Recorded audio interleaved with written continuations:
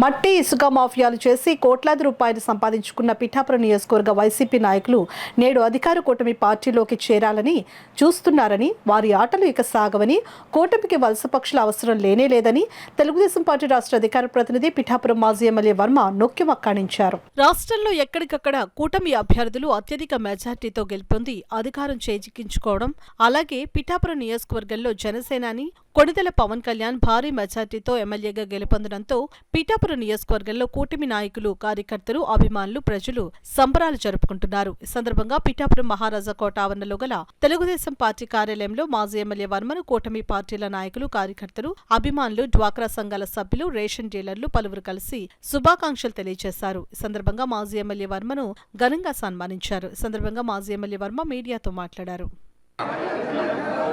ఇప్పుడు అధికారం వచ్చింది కాబట్టి వీళ్ళు వస్తారు. తర్వాత అధికారానికి ముందు మళ్ళీ ఎలక్షన్కి వచ్చే ముందు 4 నెలల ముందు వెళ్ళిపోతారు. పిఠాపురంలో ఇది ఆనవాయితీ. ఇప్పుడు పరిపాలించుకోవడానికి జనసేన పార్టీకి, తెలుగుదేశం పార్టీకి, బీజేపీ పార్టీకి, కూటమి అభ్యర్థికి ఎవరి సహాయం అవసరం లేదు. పవన్ కళ్యాణ్ గారికి ఈ కూటమితో ఆయన పరిపాలించుకుంటారు.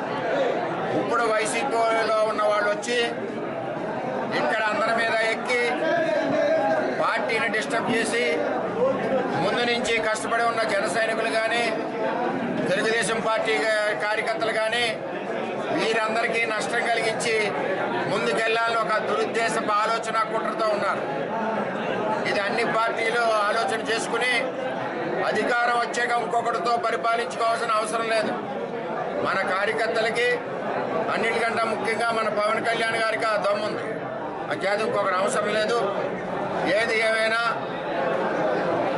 వలసలు పెండం దొరబాబు దగ్గర నుంచి వలసలు వచ్చినా ఇరు పార్టీలకి చెడ్డ పేరు, నష్టమే. ఎంచేదంటే చెరువులన్నీ మింగేశారు. మళ్ళీ వీళ్ళు చెరువుల కోసం వస్తున్నారు. ఈ నియోజకవర్గంలో మట్టి తవ్వకాలన్నవి జరగవు, మట్టి వ్యాపారాలన్నవి జరగవు.